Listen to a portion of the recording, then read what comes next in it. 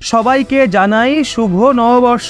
সুন্দর হোক বছরের প্রতিটা দিন, অর্জন হোক সবার লাইফের গোল বা টার্গেট। চলুন এবার এগিয়ে যাই বিষয়গুলোর দিকে। আজকের প্রথম আপডেট রয়েছে বাংলাদেশ থেকে।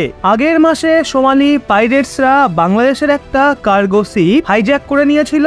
ওই কার্গো শিপে বাংলাদেশের 23 জন ক্রু মেম্বার ছিল। আর এই হাইজ্যাকের পর গভর্নমেন্ট অফ ইন্ডিয়া মানে ভারত সরকার বাংলাদেশের সরকারের সঙ্গে যোগাযোগ করে ওই জাহাজটা উদ্ধার করার প্রস্তাবও দিয়েছিল আর বলেছিল ইন্ডিয়ান নেভির মার্কোস কমান্ডো খুবই সহজে ওই জাহাজকে রেস্কিউ করে সোমালি পাইরেটসদের হাত থেকে সেটাকে ছাড়িয়ে নেবে। কিন্তু বাংলাদেশের সরকার ভারতের এই প্রস্তাবকে ফিরিয়ে দিয়েছিল, কারণ এই কার্গো শিপ যেই কোম্পানির ছিল তারা মানতেই চাইছিল না। এখন খবর বেরিয়ে আসছে আগের দিন সোমালি পাইরেটসরা 32 দিন পর বাংলাদেশের এই কার্গো শিপকে রিলিজ করে দিয়েছে। সোমালি পাইরেটস বাংলাদেশের সরকারের কাছে 5 মিলিয়ন আমেরিকান ডলার মানে 50 লাখ আমেরিকান ডলারের মুক্তিপণ চেয়েছিল, যেটা বাংলাদেশের সরকার সোমালি পাইরেটসদের পে করে দিয়েছে। আর তারপরই বাংলাদেশের এই জাহাজ সোমালি পাইরেটসরা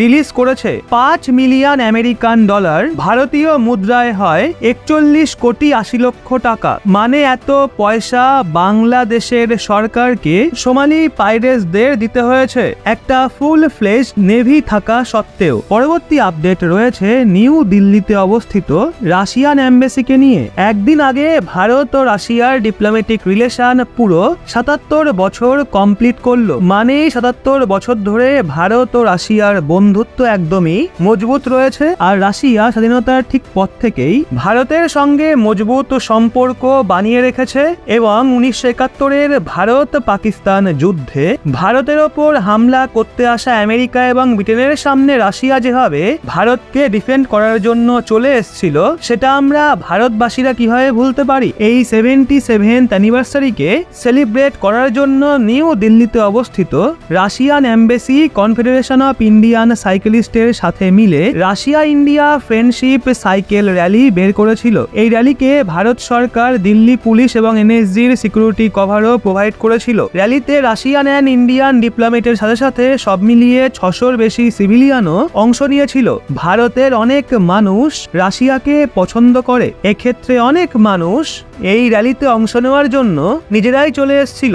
অবশ্য আপনাদের আমেরিকা ও রাশিয়ার মধ্যে কাকে বেশি পছন্দ নিচে কমেন্টে জানান। আর আমরা এগিয়ে যাই আমাদের পরবর্তী আপডেটের দিকে, যেটা রয়েছে ভারত ও ইরানকে নিয়ে। যেইভাবে পশ্চিমী দেশগুলো লিডার অনবরত ইসরায়েলকে ফোন করছে, সেম একইভাবে আগের দিন রাত 10টার দিকে ভারতের বিদেশ মন্ত্রী ডক্টর এস জয়শঙ্কর মহাশয় ইরানের বিদেশ মন্ত্রী আমির আবদুল্লাহকে ফোন করেছিল। জয়শঙ্কর স্যার বলেন উনি ইরানকে 17 জন ভারতীয়কে ছেড়ে দেওয়ার অনুরোধ করে। আর ইসরায়েল এবং ইরানের মধ্যে যে যুদ্ধ শুরু হয়েছে সেই নিয়েও কথা বলে। জয়শঙ্কর স্যার বলেন উনি ইরানকে সিচুয়েশনকে আরো বিগড়ে যাওয়ার থেকে আটকাতে এবং কূটনীতির রাস্তায় ফিরে আসার জন্য বলেছেন। ইরানের বিদেশ মন্ত্রীকে কল করার ঠিক 1 ঘন্টা পর জয়শঙ্কর মহাশয় ইসরায়েলের বিদেশ মন্ত্রীর সাথেও ফোনে কথাবার্তা বলেন এবং ইসরায়েল ইরানের যুদ্ধকে নিয়ে আলোচনা হয়। আপনাদের মনে করিয়ে দিই, ভারতের জন্য ইরান এবং ইসরায়েল এই দুটো দেশই ভীষণ গুরুত্বপূর্ণ।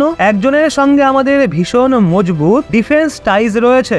ইসরায়েলের সঙ্গে মিলে আমরা অনেক হাতিয়ারের ম্যানুফ্যাকচারিং করি, তো অন্যদিকে ইরান সেন্ট্রাল এশিয়ার অ্যাক্সেসের জন্য ভারতের কাছে ভীষণ গুরুত্বপূর্ণ। ইরানের সঙ্গে মিলে আমরা চাবাহার পোর্টকে অপারেট করছি। এর জন্য নিউট্রাল অ্যাপ্রোচ রেখে ভারতের বিদেশ মন্ত্রী ডক্টর এস জয়শঙ্কর মহাশয় আগের দিন দুই দেশের বিদেশ মন্ত্রীর সাথে ফোনে কথাবার্তা বলেন। এরই সাথে ইরানে ভারতের যে এম্বাসি রয়েছে তারা কিছু হেল্পলাইন নাম্বার জারি করে ইরানে প্রেজেন্ট সমস্ত ভারতীয় নাগরিকদের বলেছে তাদের কোনো সাহায্যের প্রয়োজন হলে হেল্পলাইন নাম্বারে কল করুন। এই সময়ে ভারতের প্রায় 10,000 মানুষ ইরানে রয়েছে। পরবর্তী আপডেট রয়েছে ভারত ও আমেরিকাকে নিয়ে। ভারতে আমেরিকান অ্যাম্বাসেডরের তরফ থেকে স্টেটমেন্ট এসছে, যেখানে তিনি ভারতের ব্যাপারে কিছু বলেছেন। ইউএস অ্যাম্বাসেডর বলেছেন, যদি আপনাদের ভবিষ্যৎকে অনুভব করতে হয় যে কেমন হবে তাহলে ভারতে এসে দেখুন। যদি আপনি ভবিষ্যতের জন্য কাজ করতে চান তাহলে ভারতে আসুন। আমি নিজেকে ভীষণ গর্বিত বলে মনে করি যে আমি ভারতে নিযুক্ত হয়েছি। প্রেসিডেন্ট জো বাইডেন ওনাকে বলেছেন ভারত আমেরিকার ইন্ডিয়ার কাছে বিশ্বের সবথেকে গুরুত্বপূর্ণ দেশ, এমনটাই বলেছেন ইউএস অ্যাম্বাসেডর।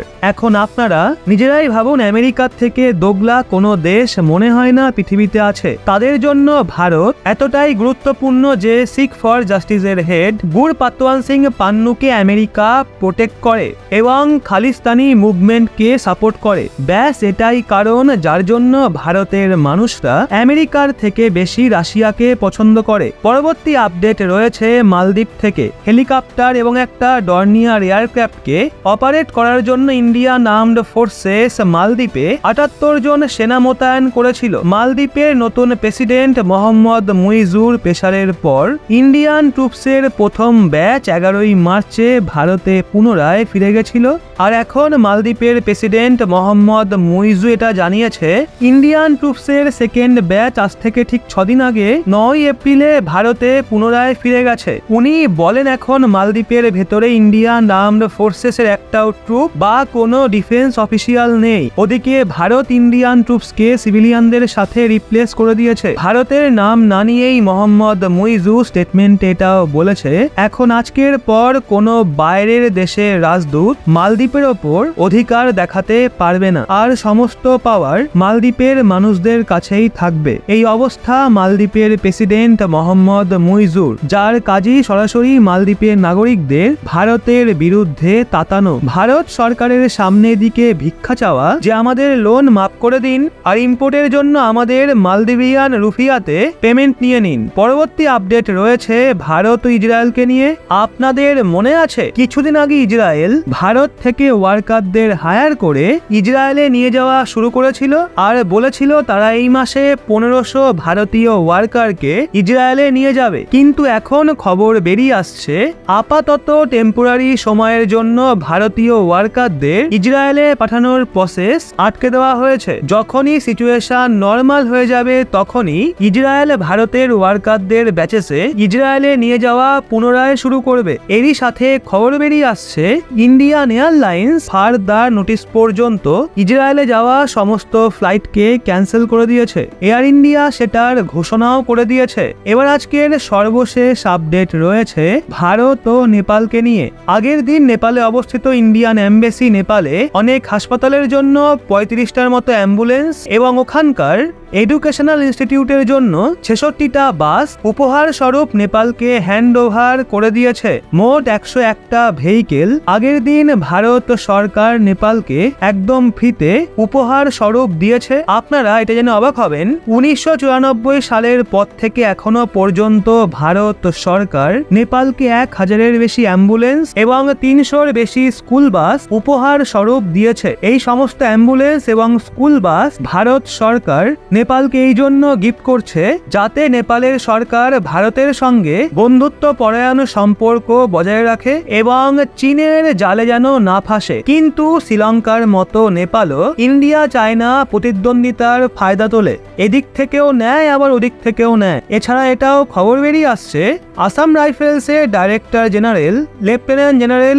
প্রদীপ চন্দ্রন নায়ার স্যার আগের দিন নেপাল যাত্রায় গেছেন এবং সেখানে নেপালের আর্মিদের সঙ্গে অনেক মিটিং করছেন। তো বন্ধুরা, এই সম্পূর্ণ বিষয়টা নিয়ে আপনাদের কি মতামত সেটা কমেন্টে অবশ্যই জানান। আর এরকমই লেটেস্ট ইনফরমেটিভ ভিডিও পেতে চোখ রাখুন রহস্য বাংলার পর্দায়।